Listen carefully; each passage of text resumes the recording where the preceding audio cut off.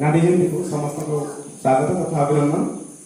किसी कहवा पूर्व प्रथम आम विद्यालय प्रधान को अनुरोध करी से गांधी जयंती विषय किसी वक्तव्य रखें।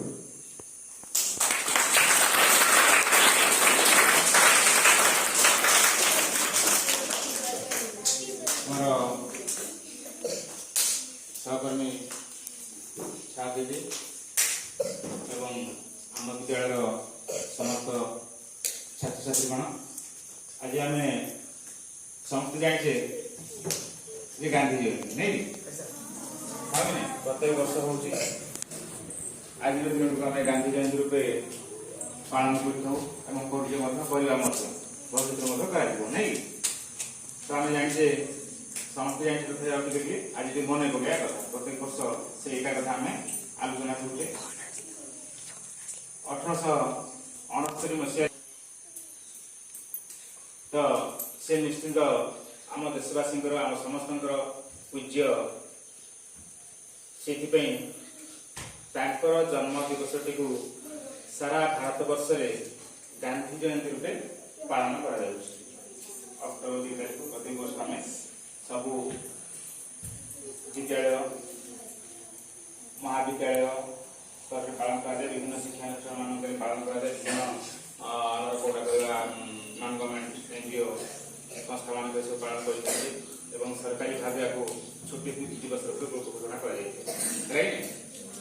प्रथम कथा है पालन तो कर खाली प्रतिमूर्ति पुष्पमाल्य देले हम ना से महान पुरुषंकर नीति आदर्श कौन थी आज टे निश्चित समस्ते मन पकड़ा उचित बुझे कि सी कौ नीति कौ आदर्श अनुप्राणित थे आमको अनुप्राणित करते आम पूर्वपुरुष मान अनुप्राणित करते सी महान व्यक्तित्व हो पाई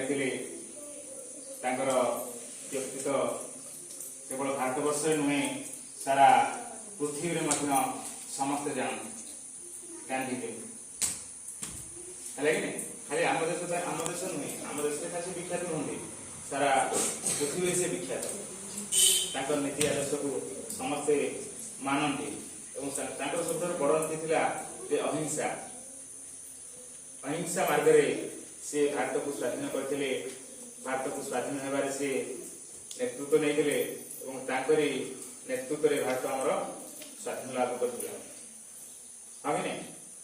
तो बेसिकली आम पिला आम सार मान कहते आज दिवस को जदि आम आज ये स्तर में पहुंचु बोली आम पास गोटे माइक्रोफोन टे अच्छी सजबाज करें सजबाज ठीक करुचे कि से समय जदि कथा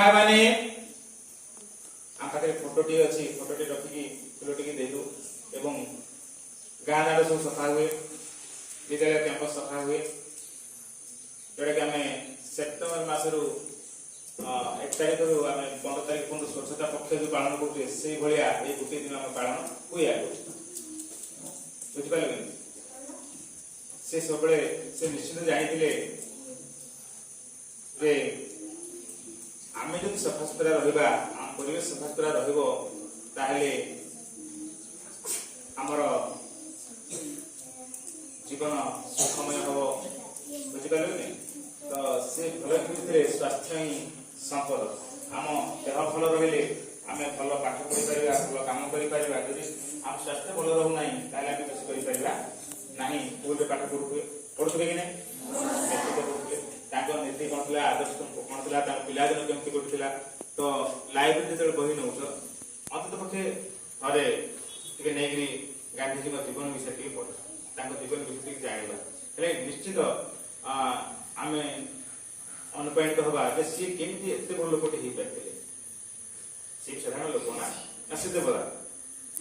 ଦେବତା କି ଦେବତା ତ ଆମେ ଦେଖି ନାହିଁ, କିଏ ଦେଖିଛି? ଏବଂ ତାଙ୍କୁ ହିଁ ଆମେ କହିପାରିବା, ସେଇଭଳିଆ ମହାନ ବ୍ୟକ୍ତିତ୍ୱ ମାନଙ୍କୁ ହିଁ ଆମେ କହିପାରିବା ଦେବତା। ଆମେ ଦେବତା କେହି ଦେଖିନାହାନ୍ତି, ସେ ଗୋଟେ କାଳ୍ପନିକ, ଯାହା ଆମେ ଦେଖୁଛୁ ଫଟୋ ଚିତ୍ରରେ, ନାଇଁ ଯାହା ଆମେ ଫଟୋ ଚିତ୍ର ଦେଖିଛୁ। ଜୀବନ ଆମେ କେହି ଦେବତା କେହି କେବେ ଦେଖି ନାହାନ୍ତି। ଯୋଉମାନେ ଦେଖିଛୁ ବୋଲି କହୁଛନ୍ତି, ହୁଏତ ସେ ସ୍ୱପ୍ନରେ ଦେଖିଥିବେ। ହଁ କି ନାହିଁ? ସେ କାଳ୍ପନିକ ଦେବତା ମାନେ ସବୁ ନା, ଆମର ଭଗବାନ ଶ୍ରୀକୃଷ୍ଣ ଏମିତିଆ ଥିଲେ, ଭଗବାନ ଶ୍ରୀରାମ ଏମିତିଆ ଥିଲେ, ଭଗବାନ ବିଷ୍ଣୁ ଏମିତିଆ ଥିଲେ, କିଏ ଥିଲେ ସିଏ ଥିଲେ ହେଲା କି? ତ ଏଇଭଳିଆ ମହାପୁରୁଷ ମାନେ ହିଁ ଆମ ପାଇଁ ବର୍ତ୍ତମାନ ଦେବତା ନିଶ୍ଚିନ୍ତ। ସେ ଭଗବାନ ତ କଣ କରୁଥିଲେ କଣ ଆମେ ଜାଣିନେ।